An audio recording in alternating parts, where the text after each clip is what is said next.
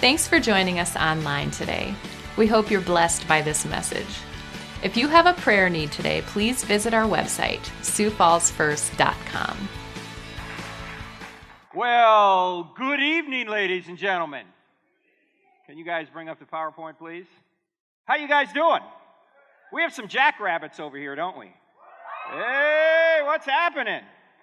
Well, I was there about 5 years ago, SDSU, maybe 6 years ago, a couple times, and I did a presentation similar to this, but I need to warn the rest of you. What I'm going to talk about tonight is extremely controversial. Anytime you call something, I don't have enough faith to be an atheist, it's going to be controversial. So it's absolutely critical that you listen closely, because I don't want you walking out of here thinking I said something I did not say. If you don't listen closely, the results can be disastrous. So what are you guys thinking about? Well, let me start off with a question. And the question is, why are you here? I don't mean why are you here tonight. I mean, why are you here on earth? You know, everything that we see has a purpose. Those chairs have a purpose. These screens have a purpose. This balcony has a purpose. That screen has a purpose. That computer has a purpose. This tablecloth has a purpose. Your car has a purpose. Your house has a purpose. But do you have a purpose? I mean, what is the purpose of your life? I mean, is life just a glorified Monopoly game? Get a whole bunch of stuff now because when the game is over, it's all going to go back in the box? Is that it? You ever play Monopoly? You know, you get hotels on Boardwalk and Park Place, and you're just killing everybody else, and then the game's over, and it's like, well, so what? I mean, what happens? It all goes back in the box, right? What happens when you die? Does everything go back in the box? I mean, after all, you can't take it with you. Imagine if you could take it with you, though. Imagine if there is a God, and you get to heaven, you get up there, and St. Peter says, "Did you bring your stuff?" And you go, "No, I didn't know you could bring your stuff." "Oh, yeah, you can bring your stuff. Trump brought his stuff." You know, you can't go back now. That would be bad. What is the purpose of life?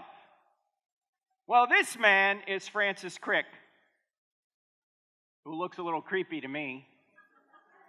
Francis Crick, as you know, co-discovered the DNA molecule, and a couple of years before he died, he wrote a book called The Astonishing Hypothesis, and this was the astonishing hypothesis. He said, the astonishing hypothesis is that you, your joys, your sorrows, your memories, and your ambitions, your sense of personal identity and free will are, in fact, no more than the behavior of a vast assembly of nerve cells and their associated molecules. In other words, you are nothing but a molecular machine. You may think you have free will, but you really don't. You may think you're really reasoning, but you're really not, because every thought you have is the result of a previous natural cause over which you have no control. You're completely governed by the laws of physics. This is called atheistic materialism. So, despite the fact that you think you're a free will creature making free choices, you're really not. It's ironic because sometimes atheists call themselves free thinkers, and yet, according to this theory anyway, there's no free and there's no thinking going on. We're just reacting. Now, if Crick is right, obviously there is no purpose to life. But I actually think there is an objective purpose to life. And you can find that purpose in this ancient collection of manuscripts we put under one binding we now call the Bible. Now, when you say this on a college campus, people think you're nuts. You really believe this book is true? First of all, it's got miracles in it. We don't believe in those anymore. We don't see miracles today. It's got outlandish stuff in it. Why should we believe such a thing? It was written down by religious people. They embellish things. You know you can't trust religious people. Come on. Well, I actually think it's true. And I actually think you can show it's true by just answering 4 questions. Now, how many were not here this morning? Not here this morning, because we went over this morning. Okay, this is for you. The rest of you, zone out for just a couple of minutes, because we've got to go over the overall outline of what we're going to talk about. There are 4 questions you need to ask and answer. And if you ask these 4 questions and get evidence in order to answer the question yes, in other words, if the answer to these 4 questions is yes, then Christianity is true beyond a reasonable doubt. What are the 4 questions? Here are the 4 questions. Now, that's super grooving music is actually from our TV show, as I mentioned this morning. It's on every Wednesday nights here in the Central Time Zone, 8 and midnight if you're an insomniac. DirecTV channel 378. If you don't have DirecTV, it's podcast or it's broadcast live on our website, crossexamine.org. It's also on Roku if you have that, Roku. And you can get DVDs of the show if you're interested in it. It's called I Don't Have Enough Faith to Be an Atheist. Then radio every Saturday mornings. Here would be 9 a.m. For you college students, I know on Saturdays you don't get up until the crack of noon. That's okay. It's podcasted. It's on our app, which you can listen to anytime. And what we do is we present evidence for Christianity and we cross-examine ideas against it. Now, why are these the 4 questions? Truth, God, miracles, and the New Testament. Well, if there is no truth, if it's just true for you but not for me, or all truth is relative, and quite obviously the Bible can't be true, right? Of course, if there is no truth, then any book written by an atheist can't be true either, right? Now, this morning, if you were here, those of you that weren't, you weren't, but for those of you that were here, when we talk about the question, does truth exist, and somebody says, well, there is no truth, your response would be what? Is that true? Is it true that there is no truth? Because if it's true that there is no truth, the claim there is no truth can't be true. But it claims to be true. In other words, relativism and postmodernism are self-defeating. They claim there's no truth while claiming it's true there is no truth. It's like saying I can't speak a word in English. And this morning we spent a lot of time on the question, does truth exist? And of course the answer is yes. If it isn't, if there's no truth, well, it's not just so self-defeating to say there's no truth, because you're saying it's true there is no truth. But there's no truth, there'd never be a school, there'd never be a church, there'd never be a book written. It would be crazy. Of course there's truth. Next question, does God exist? Now, obviously you need to answer that question if you're going to talk about Christianity, because if there's no God, Christianity can't be true. You can't have a word from God if there's no God. Tonight I hope to show you that there really is a spaceless, timeless, immaterial, powerful, moral, personal, intelligent, sustaining creator whose every attribute is infinite. I'm not talking about an old man on a cloud somewhere. I'm talking about the very ground of all being, someone that Aristotle would say is the unmoved mover, a self-existing, infinite being. We're going to look at 3 arguments. We'll get to probably 2 of them tonight, that this being actually exists. Third question is, are miracles possible? Obviously, the Bible can't be true if miracles are not possible. And today, in today's scientific age, for some reason, we think it's wrong to believe in miracles. But I hope to show you that not only are miracles possible, but the greatest miracle in the Bible has already occurred, and we have scientific evidence for it. Then and only then can you get to the key question, is the New Testament true? The New Testament doesn't have a prayer if there's no truth, no God, or no miracles. But if truth exists, God exists, and miracles are possible, then we can see if we have an accurate, historically reliable account of miracles occurring in the first century to a man named Jesus and his apostles, as recorded in the 27 handwritten Greek manuscripts we put under one binding we now call the New Testament. Do these documents really tell us the truth? Or again, were they written down much later by religious zealots who embellished it and made it up? Now, some of you are looking at that going, wait, Frank, what about the Old Testament? Believe the Old Testament's true? Well, look, if the New Testament's reliable, you get the Old Testament thrown in. Why? Who's in the New Testament that can authenticate the Old Testament? Jesus, right? If Jesus really is God, as the New Testament documents claim he is. Now, that's a big if, obviously, but if he really is, whatever God teaches is true. Jesus taught the entire Old Testament as the Word of God, so if the New Testament's reliable, you get the Old Testament thrown in. Now, there's a lot more detail in the book. I Don't Have Enough Faith to Be an Atheist. In fact, the book goes through 12 points that show Christianity's true, but the main 4 are truth, God, miracles, and the New Testament. There's also, the book's on the book table. There's also a DVD set there that goes through this entire presentation in about 12 different parts, 7 hours total. And then there's a new book out there called Stealing from God, which, as I mentioned this morning, is not about tithing, okay? The subtitle is Why Atheists Need God to Make Their Case. Now, this presentation I'm going to show you tonight, tomorrow night, and the next night, it's like 300 slides or something. You're not going to see them all tonight, don't worry. You're not going to see them all. In fact, you're not going to see them all over all 3 nights, but if you want a PDF of this, just go to that website, crossexamine.org/CP. Stands for College Prep. That's not a link on our website. You're the only people that know about this site. You have to write it down.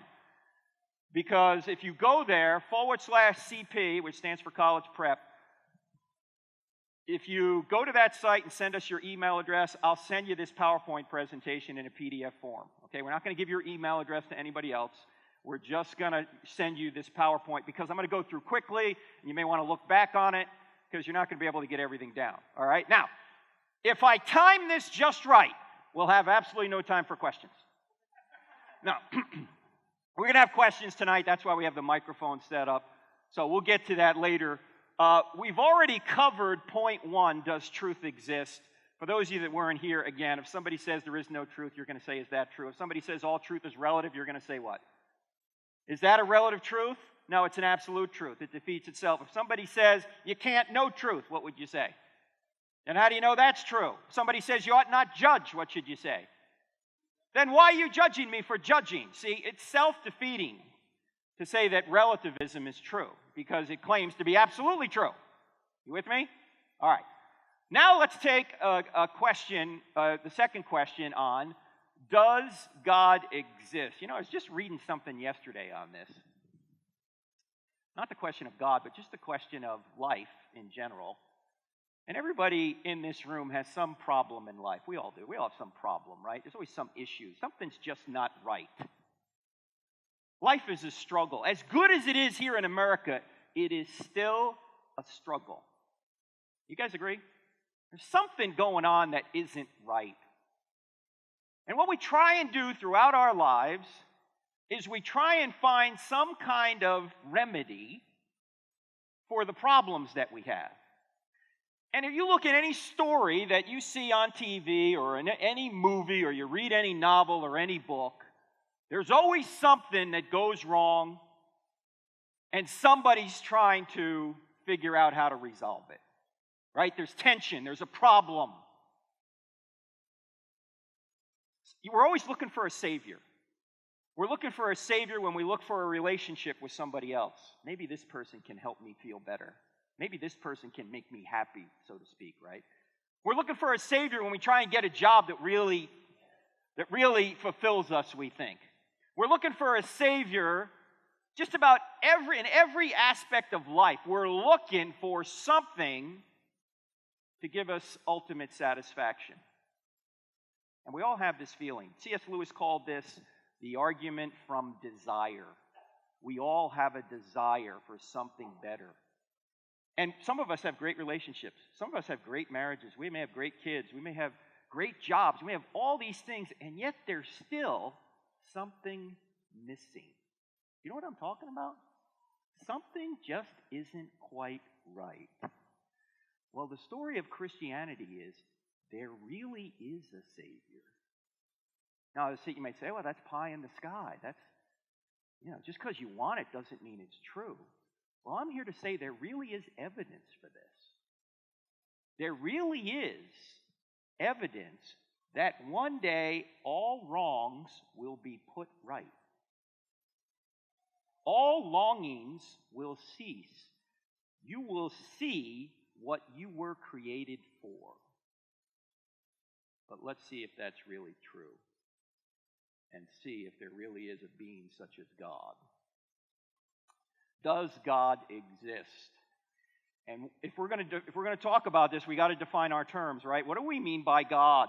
I'm talking about a theistic God. What's a theistic God? A theistic God is a being who's beyond the world, who created and sustains the world. His attributes are expressed in his creation, but he's not his creation. In fact, a theistic God is to the universe what a band is to music. For those of you who are here this morning, we had a great worship team up here playing music. The band was creating and sustaining the music as it played, right? What happened to the music the second the band stopped playing? It was over. That's what a theistic God is. A theistic God creates the universe and creates you, and his attributes are expressed in the universe and expressed in you, but he is not the universe and he is not you. He creates us and sustains us. He doesn't just create us and leave us. He creates us and sustains us. Now, you can pour most world religions into one of these three worldviews. The one on the left, you see this hand here on the left, there's a hands under the world. That's called theism. God made all. Judaism, Christianity, and Islam are theistic world religions. God creates the universe and sustains the universe, but he's not the universe. The second worldview, you see the hand in the world. What is that called? Anyone know what that's called? Starts with a P. That's pantheism. God is all. God is me. God is you. God is the grass. God is the trees. God is this rug. God is this speaker. God is all things. Zen Buddhism and Hinduism and the New Age are all pantheistic. You know Zen Buddhism. Use the Force, Luke. The whole Star Wars series is about pantheism, basically. There is a force out there, but it's not personal.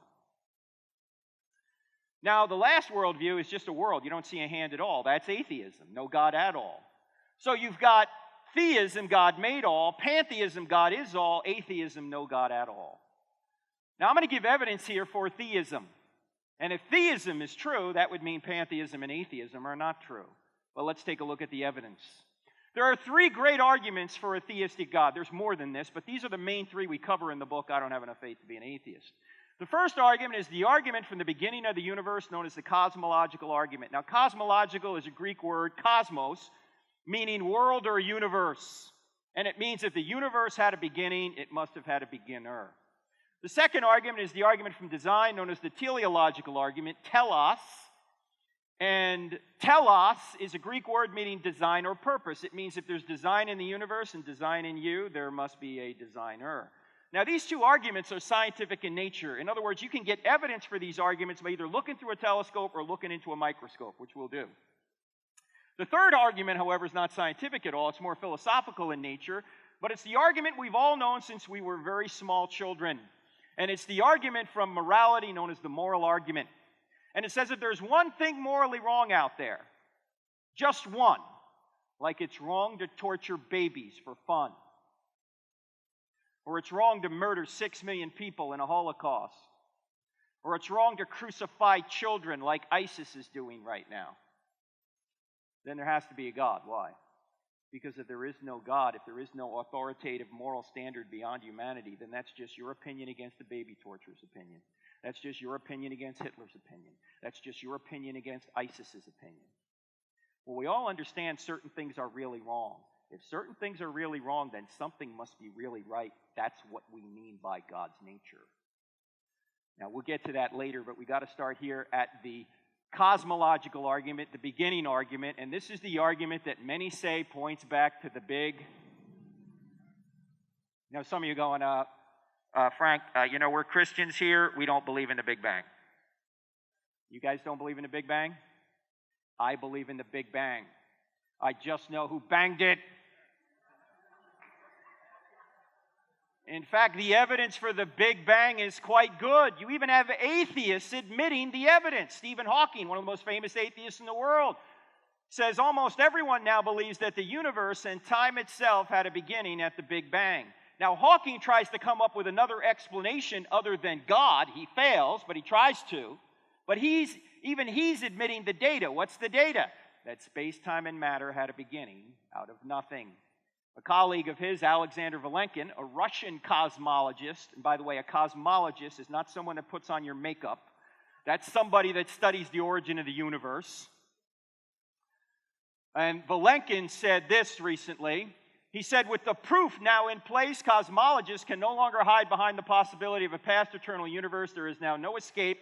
They have to face the problem of a cosmic beginning. Now, Vilenkin is a believer in the multiverse. Have you heard of the multiverse? It's the idea that there are many universes out there, and ours just appears to be designed even though it really isn't.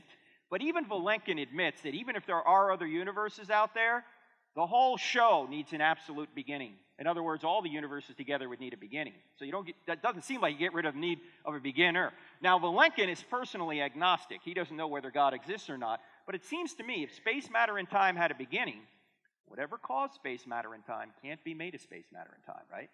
In other words, the cause must be spaceless, timeless, immaterial, also powerful to create the universe out of nothing, also personal in order to choose to create, also intelligent, because we'll see here in a few minutes the being is intelligent, or the universe is fine-tuned. Now, when you think of a spaceless, timeless, immaterial, powerful, personal, intelligent cause, who do you think of? That's what we mean by God. Now, what is the evidence that is having these scientists say that space, matter, and time had a beginning out of nothing? We could spend the next 20 minutes going through technical data. We're not going to do it. I'm just going to show you the evidence in an acronym, and you can get the book if you want to drill any deeper. It's not even controversial. As I say, even the atheists are admitting space, matter, and time had a beginning. But you can remember the scientific evidence by this acronym, SURGE, S-U-R-G-E. S-U-R-G-E. The S stands for the second law of thermodynamics, which says the universe is running down. If it's running down, someone must have wound it up. In other words, we're running out of usable energy in the universe. Well, if the universe was infinite, in the sense that it was eternal, we would have run out of energy a long time ago. But since we still have energy, it must have had a beginning. The U stands for the fact that the universe is expanding. Edwin Hubble discovered that with his telescope back in 1929. And if the universe is doing this now, which it is, if you go back in time, it all collapses back to a point, literally, of nothing. The R stands for the radiation afterglow. That's the remnant heat from the initial Big Bang explosion. Penzias and Wilson, two scientists working at Bell Labs in Holmdel, New Jersey, discovered this in 1965 by accident. They literally discovered the smoking gun to the Big Bang. It's the remnant heat from the Big Bang explosion. Much like if you're making cookies in your oven, you open the oven, you take the cookies out, and then there's still heat coming out of the oven. Well, that's just like the universe still has heat coming off it from the explosion. The G stands for the great galaxy seeds. Those are very fine temperature variations in the radiation afterglow that allowed the galaxies to form in the early universe. And E stands for Einstein's theory of general relativity. And Einstein found that space, matter, and time are correlative, that they came into existence together. In fact, there was just a discovery earlier this week, or last week, about Einstein's theory of relativity, gravitational waves. It was confirmed again. Einstein knew the universe had a beginning in 1916. He didn't like it. He wanted it to be eternal, but he ultimately admitted the universe had a beginning.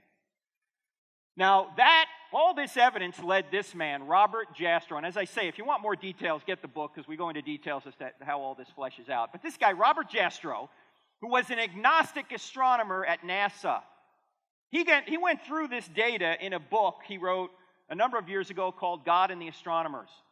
On page 1, he says, I'm an agnostic on religious matters. In other words, he says, look, I don't know whether God exists or not. But here's what he says on page 14 of the book. The astronomical evidence leads to a biblical view of the origin of the world. The essential element in the astronomical and biblical accounts of Genesis is the same. He then went on in an interview to say this. And oh, by the way, this is an actual picture of Saturn in infrared. That's not a painting. That's Saturn from the Hubble Space Telescope. Here's what Jastrow said in an interview. He said, astronomers now found they have painted themselves into a corner because they have proven by their own methods that the world began abruptly in an act of creation to which you can trace the seeds of every star, every planet, every living thing in this cosmos and on the earth. And they have found that all this has happened as a product of forces they cannot hope to discover. That there are what I or anyone would call supernatural forces at work is now, I think, a scientifically proven fact. Now, wait.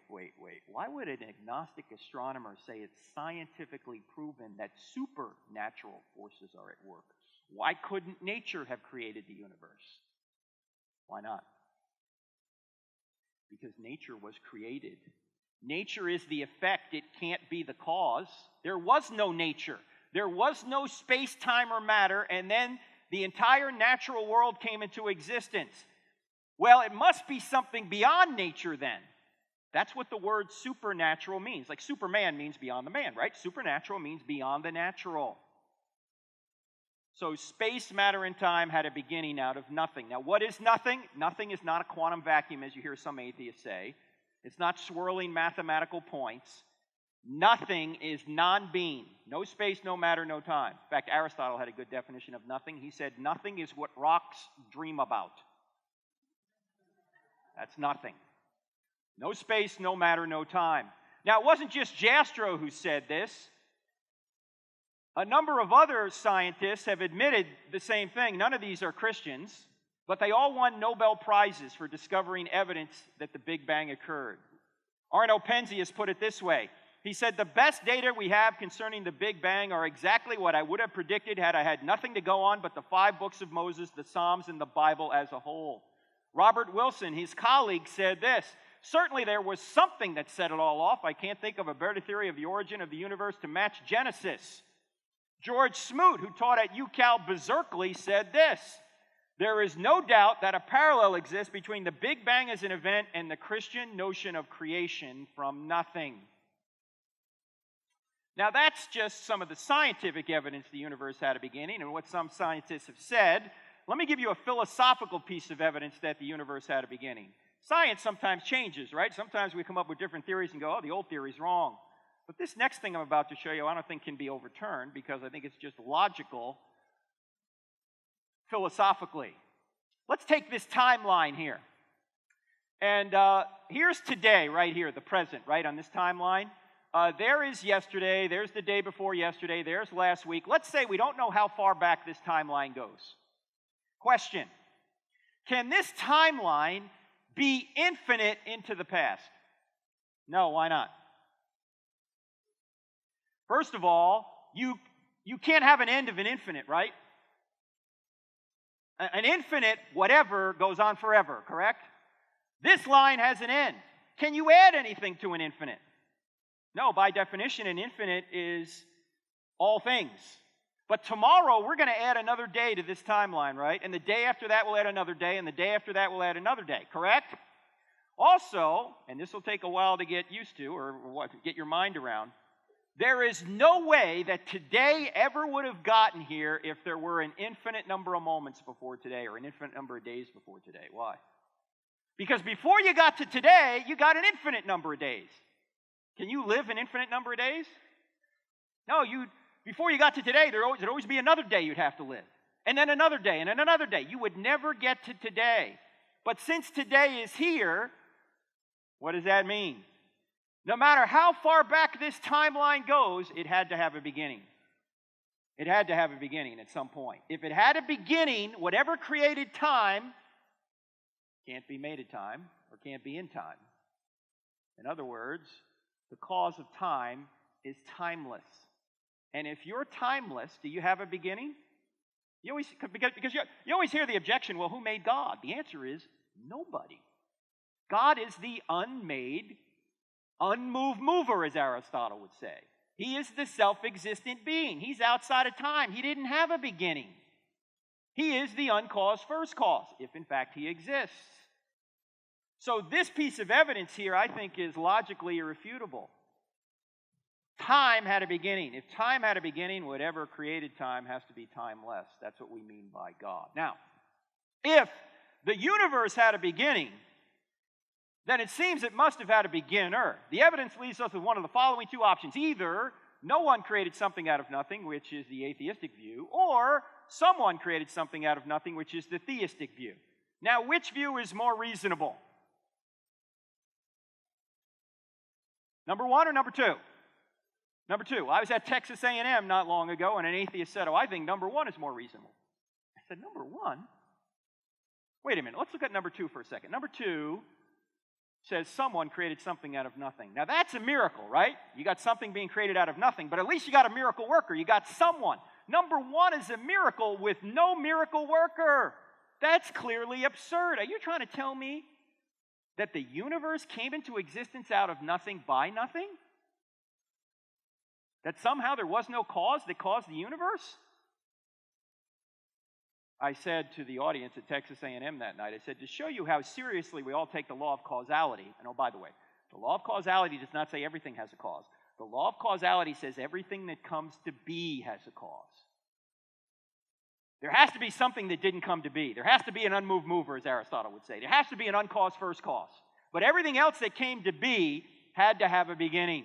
So I said to the audience that night, to show you how seriously we all take the law of causality, that things don't pop into existence out of nothing by nothing without a cause, there is nobody currently sitting in this room right now who is worried that as you sit here, a hippopotamus has appeared out of nothing by nothing in your dorm room and is currently defecating on your pillow. You're not worried about that, right? You're not worried right now that a white rhino is just going to appear out of nothing by nothing right here and charge into the audience. Things don't happen that way. Things don't pop into existence out of nothing by nothing without a cause. And if they did, if the whole universe can do so, why doesn't everything do so? Why don't Mercedes-Benzes and MacBook Pros pop into existence out of nothing by nothing without a cause? I mean, it could have saved me $3,000 if I just had been more patient, right? If I had more faith. In fact, if you're hungry tonight after this little talk here and you want to have a pizza, does it make sense to order one? Or should you just go home, wait, and hope? Talk about faith. It's the atheists who have all the faith. Some of them are saying the universe came into existence out of nothing by nothing. That doesn't make any sense. In fact, here's a question to ask an atheist. If there is no God, why is there something rather than nothing at all? In other words, if there is no God, why does anything exist? If the atheist says, well, the universe has always been here, you'd say the evidence shows no. Surge shows no. And the evidence that time had a beginning, space, time, and matter had a beginning. That calls for a cause. Now, this is not God of the gaps reasoning. Have you heard of the God of the gaps reasoning? It's when you don't have a cause for something and you plug God in the gap of your knowledge, and later on you figure out, oh, it wasn't God that did it. Like they used to think that maybe thunder was caused by the gods directly. Maybe they're bowling or something. Who knows, right? But now we see there's a natural cause and we go, oh, we plug God in the gap in our knowledge and now we look pretty stupid. This is not God of the gaps reasoning. Why? In fact, I had that. There's a guy at the University of Michigan who said, Frank, this is God of the gaps reasoning. I said, no, it's not, John. He said, yes, it is. He said, if you give science more time, we'll figure out a natural cause. I said, first of all, John, that sounds a lot like faith, right? Give science more time. Secondly, you will never find a natural cause for all of nature. Why? Because if nature had a beginning, the cause of nature can't be nature. That would be like me saying, if you give me enough time, I'll figure out one day that I gave birth to my own mother. Right?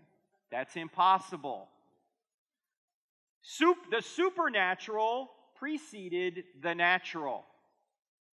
Now, how do atheists respond to this evidence? I don't think very well.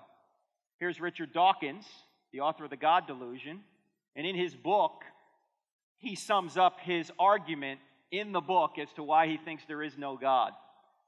On pages 157 to 158, here's what he says. The appearance of design is overwhelming. Dawkins admits that the universe appears designed. In fact, we're about to look at the design argument here in a minute. Then he goes on to say there's no explanation for it in physics. In fact, when John Lennox had a debate, or John Lennox and Richard Dawkins debated, somebody from the audience asked Richard Dawkins this question after Dawkins had kept talking about the laws of physics. Some guy stood up and said, hey, Dr. Dawkins, where did the laws of physics come from? And Dawkins said, well, I have no idea, but bringing God into it doesn't help. Well, actually, bringing God into it does help. Where do the laws of physics come from? Why are the laws so orderly and consistent and precise? They appear to be the product of a mind. Then he says, maybe the multi-universe theory can help us here, but he says that relies on, what word is that? This guy claims to be a scientist and his explanation is luck? What? Can you imagine? You're having a debate with Dawkins, and he says, what evidence do you have that God exists? And you go, well, I don't have any evidence, but I do have luck. What would Dawkins say? Rightfully, you're out of your mind. In fact, you know what his big comeback is who made God? That's silly. If there is a God, by definition, he's unmade. He is uncaused. He is the ground of all being. Now, does this being exist? That's what we're given evidence for. I'm simply saying that's the very definition of what we mean by God. In fact, the multi-universe theory I just mentioned earlier is supposed to get the atheists out of this problem. It doesn't, as I mentioned, because even if there are other universes out there, the whole show needs a beginning. But, National Geographic took the liberty of drawing a picture of what this might look like. And here's the picture. Self-generating universes, multiple universes grow like branches from a tree trunk in a model that allows the universe to create itself. Hello, McFly.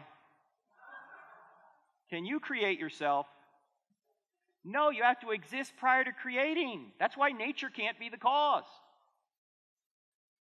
I don't know about you, but I'm not going to let some graphic artist down at National Geographic draw some sort of demented French horn to get me to believe that's how we got here. One scientist in the article was very honest. He said this: it's sort of like we're brushing our ignorance under the rug of the very early universe. Indeed. Now, this leads us back to Jastrow. Remember the agnostic astronomer I said who wrote the book God and the Astronomers? He goes through his whole book explaining why it looks like the universe had a beginning. And at the very end of his book, this is the last line of the book. Check this out.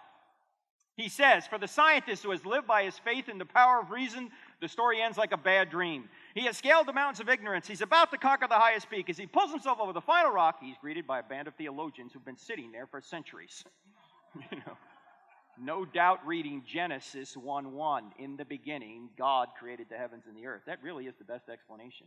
Now, can anybody see any good reason why we ought not be teaching this surge evidence in our public school system? Did I say anything about the reason we believe this is true is because the Bible says so? No, I just said it's congruent with the Bible. Are you saying you can't talk about creation in a public school system? Really? You mean you can't talk about an unmoved mover like Aristotle would say? Or you can't talk about the Declaration of Independence, which says all men are created equal and endowed by their Creator with certain unalienable rights. Among these are life, liberty, and the pursuit of happiness. We can't talk about that. Is that unconstitutional? Is the Declaration of Independence unconstitutional? Imagine if Thomas Jefferson, who wrote that, by the way, were to come back to America today. First of all, he'd be very old. But secondly, if he were to come back to America today, the man who said taxation without representation is tyranny, and he were to come back to America today and find out that his tax dollars were going to pay public school teachers to teach his kids that his Declaration of Independence was unconstitutional, what do you think Jefferson would do? We need to start the second American Revolution, right? We failed in the first one. We're not telling people that they have to worship the cause of the universe. We're simply saying the evidence points to a cause outside of space, matter, and time. That's not proselytizing. That's called science, right? Here's where the evidence points. You decide what to do with it. Now, there's more in the book on the cosmological argument. Let's spend a little bit of time on the design argument, the teleological argument. And this goes back to William Paley, who said, if you found this watch in the woods, would you think it was made by natural law? Say you're walking along, you see a diamond-studded Rolex in the woods. You pick it up, you go, I don't need to turn this in. This was made by the wind and the rain. Well, it turns out you know there's got to be a watchmaker if there's a watch. Well, it turns out that the universe and life are a lot more designed even than a watch. In fact, let's take a look at the universe first. We just got done talking about the fact that it exploded into being out of nothing, but it also did so with extreme precision. This is sometimes called the fine-tuning of the universe. That if you were to change any one of a number of factors about the universe, virtually imperceptibly, there would be no universe. There would be no life. In other words, the universe is balanced on a razor's edge. From the very beginning, in fact, Stephen Hawking admits this. Here's what he says. He says, if the expansion rate of the universe was different by 1 part in 1,000 million, a second after the Big Bang, the universe would have collapsed back on itself or never developed galaxies. In other words, from the very origin point of the universe, the expansion rate was fine-tuned. If it were any slightly different, we never would have gotten here. Now, what does this say about Darwinism? Nothing. But I often hear atheists saying, look, if evolution is true, there's no need for God. That's nonsense. Even if evolution is true, there's so many things it can't explain, like where did the universe come from? You need a designer from the very beginning of the universe. Biology comes much later. From the very beginning of the universe, it appears you need a fine-tuner. The same spaceless, timeless, immaterial, powerful, personal being that created the universe is probably also the intelligent being that designed it, including the expansion rate. These are, in other words, these are the initial conditions of the universe. You can't make an evolutionary argument and say, well, we evolved to this point. No, because if the expansion rate was any different at the very beginning, we wouldn't be here. The gravitational force, if it were altered by more than 1 part in 10 to the 40, we wouldn't be here. What's 1 part in 10 to the 40? That's 1 part in 1 with 40 zeros following it. You say, Frank, I can't get my head around that number. Neither can I. Let me give you an illustration. Take a tape measure and stretch it across the entire known universe. By the way, that's a long way. Set the gravitational force at a particular inch mark on that tape measure. I realize gravity is not measured in inches, but this is just give you a scale idea in your mind. If the strength of gravity were different by 1 inch in either direction, across a scale as wide as the entire known universe, we would not be here. That's 1 in 10 to the 40 precision. There's only 3 possible explanations for that value being right where it is. Physical necessity, it had to be there. Didn't have to be there. Could have been here, could have been here, could have been 1 trillion miles that way or 1 trillion miles that way. Chance, it just so happened to fall there. I don't have enough faith to believe that. And by the way, when scientists use the word chance, what do they really mean? I mean, is chance a cause?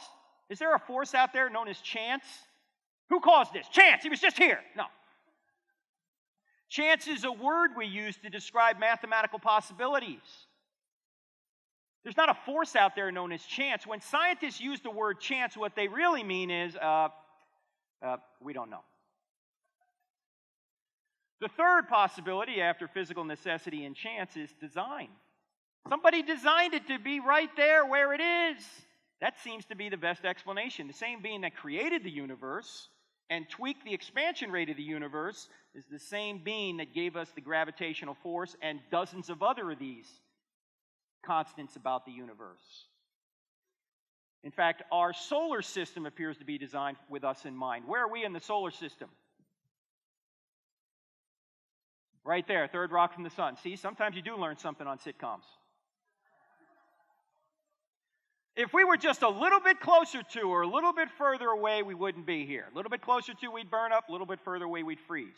We are what scientists call the Goldilocks zone. It is not too hot. It is not too cold. It is, although you must admit it's a little cold here in the winter. The axial tilt, 23.5 degrees. Change that slightly, we don't exist. Earth rotation, 24 hours. Change that slightly, we don't exist. The size and distance of the moon from us, change that slightly, we don't exist. Oxygen is 21% in this room right now. If it were 25%, spontaneous fires would break out. If it were 15%, we'd all suffocate. If Jupiter was not in its current orbit, we wouldn't be here. What does Jupiter do for us? Jupiter is a cosmic vacuum cleaner. Its gravitational force is so strong that it attracts most of the meteors and space junk to it rather than us. In fact, you take a close-up look at Jupiter. You know what these purple marks are right here? Those purple marks are comet fragment strikes that are bigger than the Earth. Thank God for Jupiter. Jupiter wasn't there, we wouldn't be here. In fact, a few years ago, I went to the Drudge Report. And oh, by the way, whenever I want to be convinced the universe is going to end this week, I go to the Drudge Report. Look at all this crazy stuff going on. Anyway, there was a headline. It said, scientists believe major meteor to hit Earth in 2040. I am rooting for Jupiter. Jupiter can save us. You want to see the size of Jupiter? Check this out. There's Jupiter, Saturn, Uranus, Neptune, Earth. Look at poor Pluto down here. You know, Pluto recently has been demoted as a planet. I don't know about you, but I think it's size discrimination. Take a look at this. You can hardly see Pluto. Take a look at this. That's Arcturus over there. That's another star in our galaxy for you guys. That's Arcturus over there. There's the sun. Jupiter is 1 pixel in size on this scale. Earth is invisible. Pluto? Forget about it. All right, keep an eye on Arcturus. By the way, Arcturus is another star in our galaxy. This is not outside our galaxy. Okay, where is Arcturus now? There's Arcturus right there, left of the white star Regal. That's Antares, another star in our galaxy. The sun is 1 pixel in size on this scale. Jupiter is invisible. Earth, Pluto, forget about them.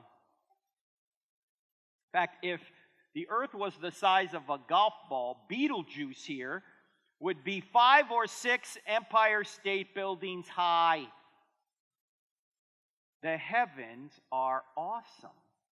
That's just in our galaxy. That's not outside our galaxy. That's just in our. How many galaxies are out there? They say billions and billions, right?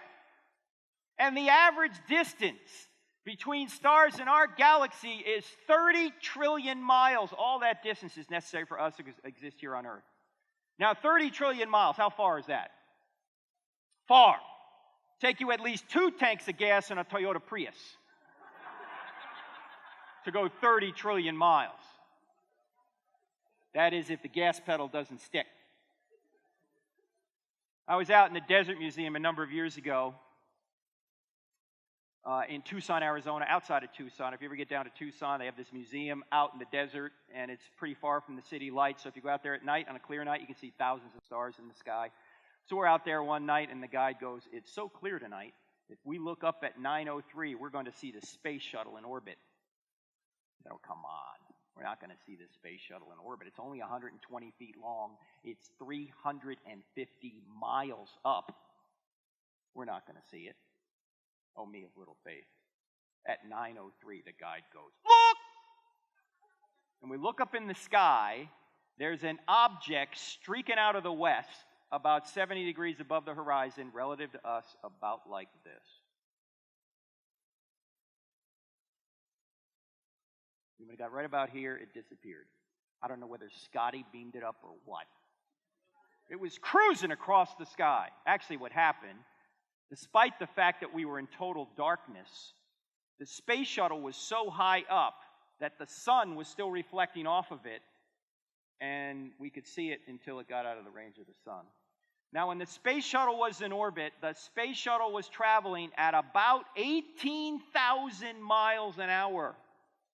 18,000 miles an hour means you go around the Earth once every hour and 15 minutes. 18,000 miles an hour is 5 miles per second. You got trouble getting to work in the morning? Take the space shuttle. You'll be there 5 miles a second. Well, I did a little calculation to try and figure out how long would it take us if we could get in the space shuttle and go from our star, the sun, to another star in our galaxy, an average distance away, 30 trillion miles. In other words, how long would it take us to go 30 trillion miles at 5 miles a second? How long do you think it would take? Anybody? 300 years. Good guess, but a little short. It would take us 201,450 years. That means if you got in the space shuttle at the time of Christ and started traveling from our star, the sun, to another star in our galaxy, an average distance away, you'd be less than 1/100th of the way there right now. And we're going to explore space. No, we're not. We're not going anywhere in space. It took us 9 years to get to Pluto. We can barely get out of our solar system. The heavens are awesome. But let's imagine that somehow we do figure out how to get to another planet somewhere in the far off of the galaxy. I still think it's going to be too far and too dangerous. But let's say we do. We somehow figure out a way to get there. Now, by the way, what I'm about to show you is a little bit disturbing, but I'm going to show it to you anyway. Imagine we get there, and then we get out of our spaceship, and we plant our flag, and then this happens. Beans are not for astronauts, ladies and gentlemen. To show you how analytical my wife is, I showed that video to her, and she smiled just a little bit, and she said, "That's illogical. There's no sound in space."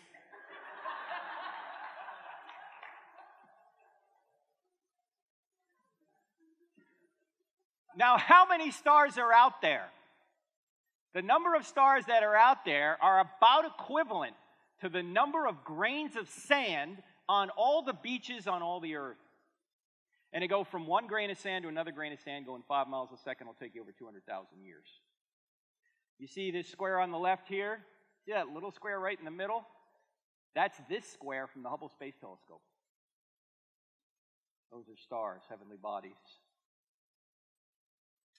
February 1st, 2003, President Bush goes into the East Room in the White House. It's Saturday afternoon. They turn the TV cameras on. Every major network carries his address. Saturday afternoon, why? President looks into the camera. My fellow Americans, this morning, our country experienced a great tragedy. Upon re-entry into the atmosphere, the space shuttle Columbia burned up in the skies over Texas. There are no survivors. The Columbia is lost. President then went on to quote from Isaiah chapter 40 and verse 25. Why Isaiah chapter 40? Because in Isaiah chapter 40, according to Isaiah, God is speaking. And here's what God says. To whom will you compare me, or who is my equal, says the Holy One. In other words, you want a comparison to who I am? Lift your eyes and look to the heavens. Who created all these stars and named them one by one? Because of his great power and mighty strength, not one of them is missing. The president then looked back in the camera and said, the same God that created and named all these stars is the same God that created and knows the names of the 7 astronauts who perished today. While they did not return safely home to us, we can all now pray they've all returned safely home. You want to know who God is? Most Christians have the wrong idea of who God is. We think God is a big angel. God is not a big angel. You want to know what God is? Meditate on the attributes of God. He's spaceless, timeless, immaterial, powerful, moral, personal, intelligent, all-powerful, all-knowing, self-existing. And every one of those attributes is infinite. So meditate on those attributes, then remove all limits from your mind. That's God. Why is there a second commandment, thou shalt make no graven image? Well, one reason is because any image you make of an infinite being necessarily limits his majesty. You can't draw a picture of infinity. Oh, you can draw a picture of Jesus. Why? Because Jesus has two natures. He has a divine nature and a human nature. You can draw a picture of Jesus' human nature. You can't draw a picture of his divine nature. It's unlimited.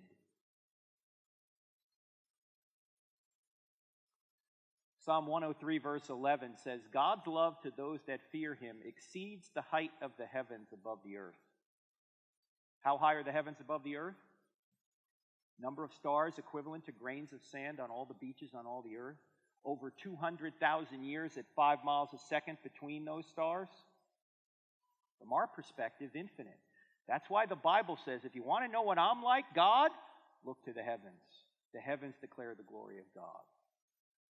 The creation sings out. How do you know God? You don't know God directly right now. You know him by his effects. You see a creation, you know there must be a creator. You sense a moral law, you know there must be a moral lawgiver. You'll only know God directly and completely when you see what is called the beatific vision of 1 John 3. That's when you get to heaven and see God for who he is. He's an immaterial being, but he has all of those attributes. Paul says we see now in a mirror dimly, darkly, through a glass darkly. But one day you will see face to face. And that longing that you've had all your life will finally be satisfied. That longing to set things right that aren't just right, that'll be done. Not only can you look into a telescope and see design, you can look into a microscope as well. Let's take a look at what's inside of life. You see this? This is a one-celled amoeba, something the Darwinists say we all evolved from. You heard of the theory of macroevolution? From the goo to you via the zoo? Okay? This is the goo. Now, in Darwin's day, this was not considered to be any big deal, that maybe non-living chemicals could come together through natural forces, create a one-celled amoeba, and then natural selection could take over, and that explains all the wide diversity of life. But we've opened Darwin's black box, the cell, and we know now that a cell is far more complicated, far more designed, contains far more information in it than Darwin ever knew. In fact, the cell is like an amazing, intricate factory. And I just want to show you one aspect of this cell that points back to intelligence. And by the way, before I do, notice when you look at a cell, it does not say made by God or made by natural forces on it. You notice that?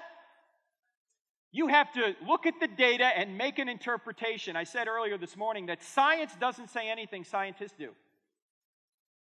You've got to look at that and try and figure out what's the best explanation for it.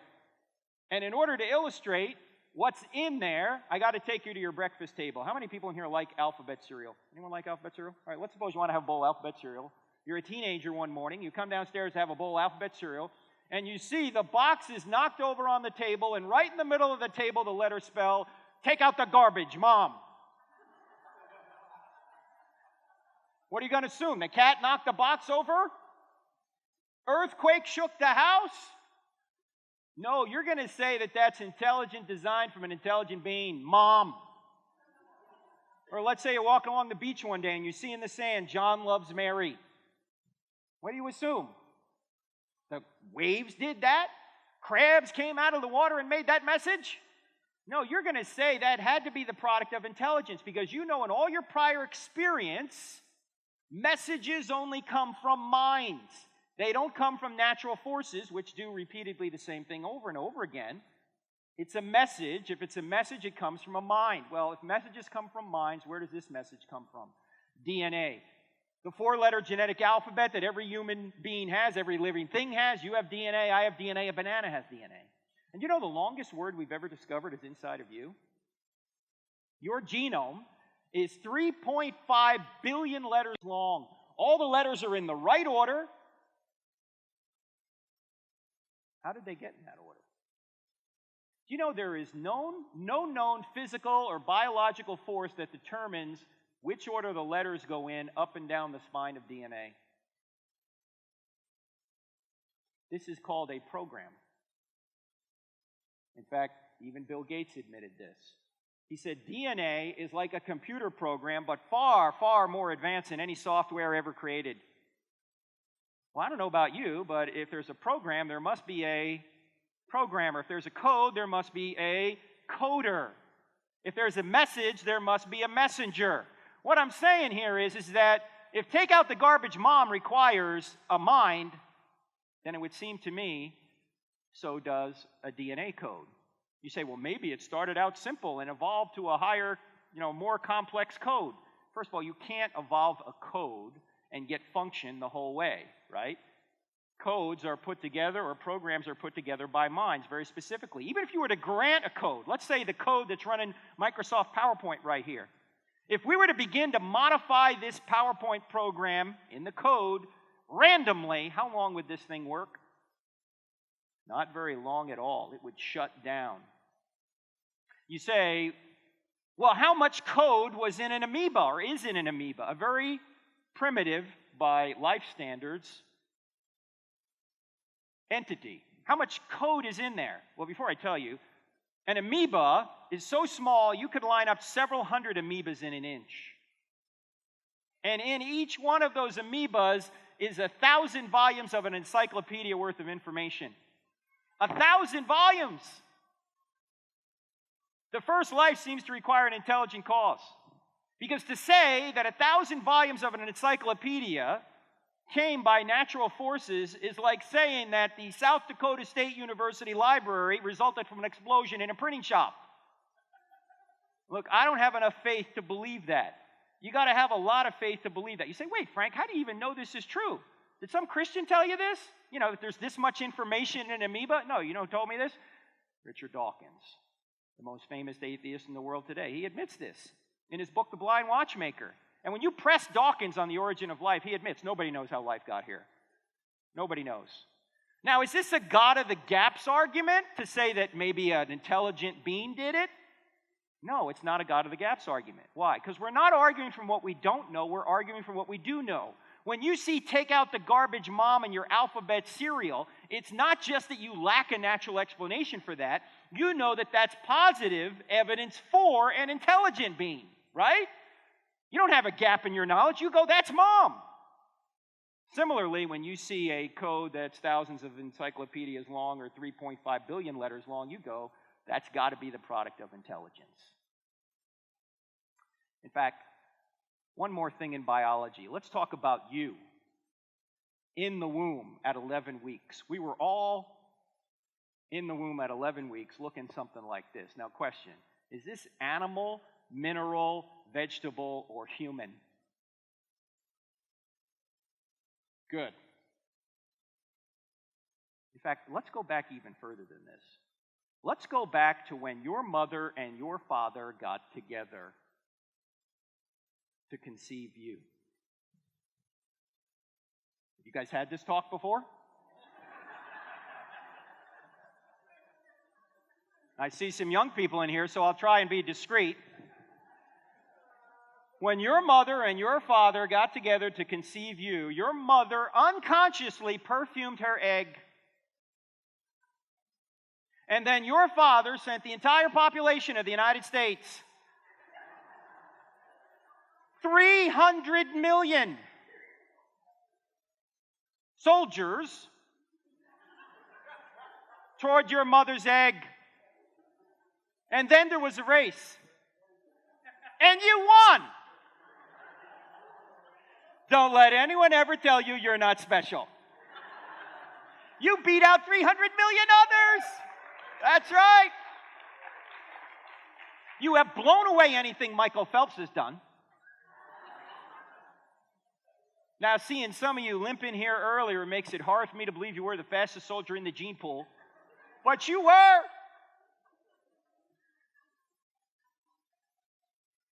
Proportionally, you would have to swim to equal the speed at which you came out of your father. Proportionally, today, you would have to swim at 34,000 miles an hour. That's cooking. That's twice space shuttle speed. Now, your soldier was 20 to 30 times smaller than a grain of salt, yet it contained half of the genetic information that makes you you. And your mother's egg was about the size of a period at the end of a sentence in an average book, and it contained the other half of the genetic information that makes you you. And when your soldier and your egg came together, a new 100% genetic human being was created. You know, you have not received any more genetic information from that point till right now.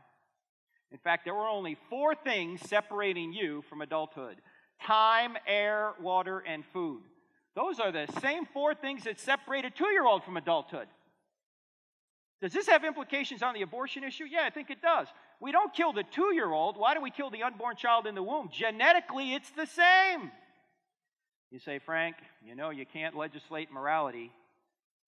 Newsflash. All laws legislate morality. The only question is, whose morality will we legislate? And I'm not saying you ought to legislate my morality. I'm not saying you ought to legislate your morality. I'm saying you ought to legislate the morality. The one Thomas Jefferson said was self-evident. You know it's wrong to kill innocent human beings, and that's an innocent human being. Why would you do that? Because it's not about reason, it's about power, isn't it? By the way, that was the subject of our first book, Legislating Morality. They all legislate morality. And by the way, when people say, don't impose your morals on me, I say, why? Would that be immoral? And why are you imposing your morality on me then? And then you can say, look, it's not my morality. I didn't make this stuff up. I didn't make up the fact that murder's wrong, that abortion's wrong, that rape is wrong, that theft is wrong. I didn't make any of that up. That's not my morality. That's just the morality. You got a problem? You got a problem with the Creator. I didn't do any of this. All right, no extra charge for that. Let's go back to this.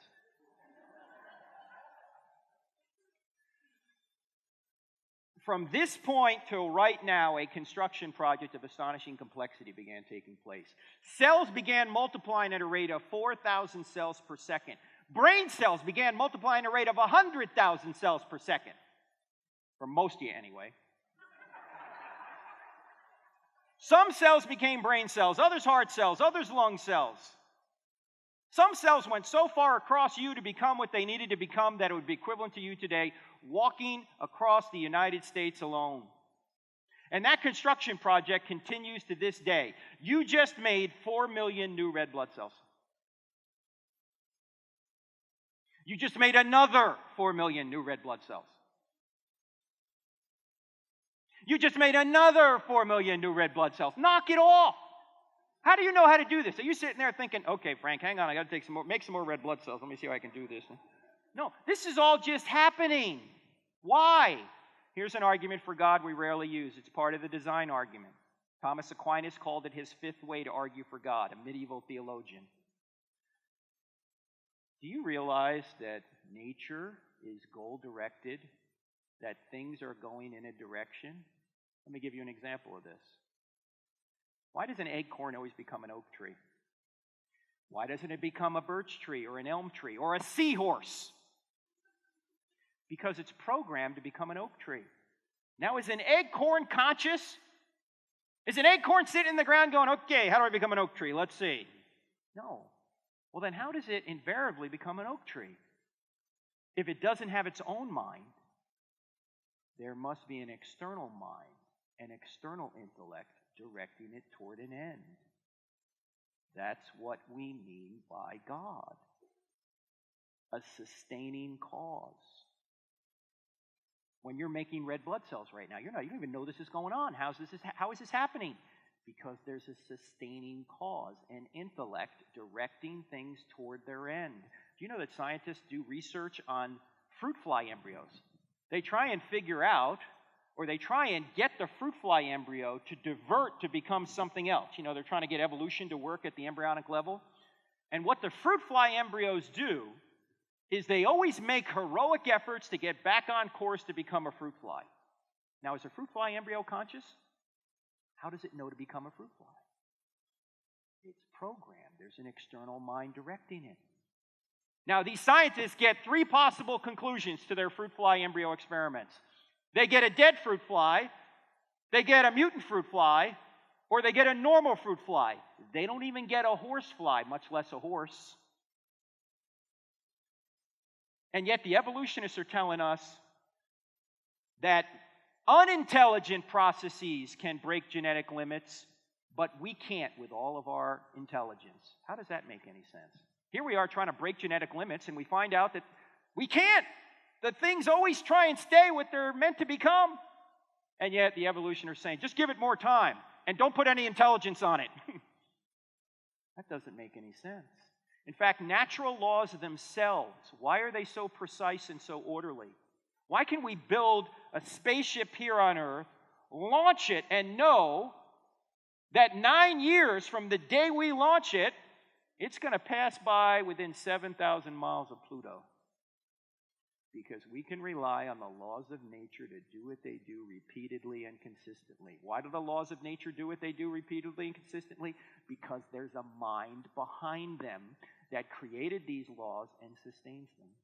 Laws come from lawgivers. So our very capacity to do science comes from God himself. There would be no ability to do science if there wasn't an orderly universe. That's why in the book Stealing from God, we talk about science as one of the things atheists try and say disproves God, when in fact science, the very ability to do science, is predicated on God. So you have to steal from God to argue against him. Now, we could spend a lot more time on this, but we're not, because tomorrow we're going to come back and talk about the moral argument, and then get into miracles. We'll do miracles. Actually, we're not going to do miracles tomorrow. Quentin's going to do miracles. I'll just talk about them, right? Did you promise to do miracles tomorrow night? Okay, good. And then the next night we'll get into the New Testament. But right now, what we're going to do is go to questions.